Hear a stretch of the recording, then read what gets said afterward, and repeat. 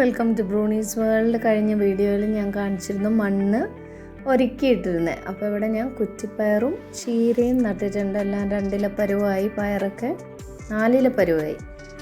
അപ്പോൾ ഇതൊക്കെ വെച്ചിരിക്കുന്ന കോഴി ചെയ്യാതിരിക്കാൻ വേണ്ടിയിട്ടാണ്.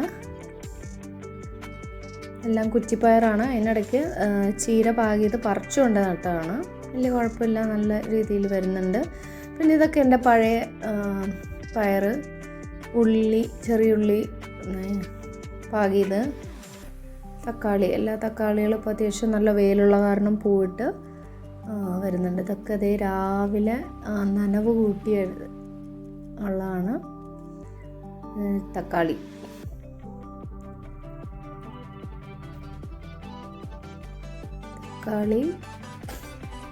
വേറൊരു തക്കാളി,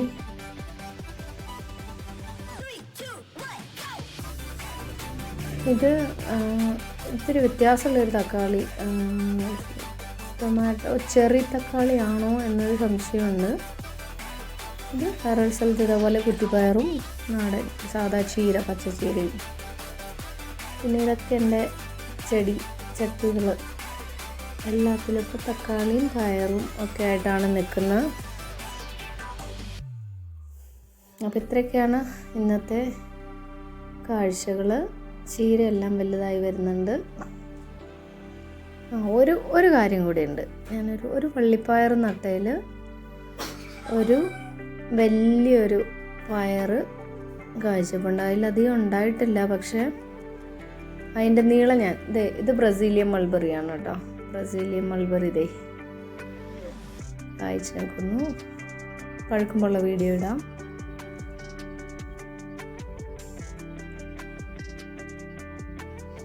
ഒക്കെ പയറാണ്.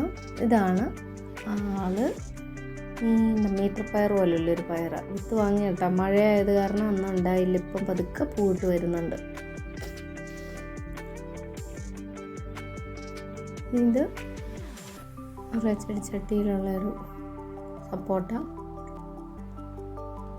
ഇത് ഒരു കസ്റ്റർഡ് ആപ്പിൾ കാഴ്ച വെക്കുന്നുണ്ട്. ഇത്രയൊക്കെയാണ് ഇന്നത്തെ കാഴ്ചകൾ. Thank you for watching.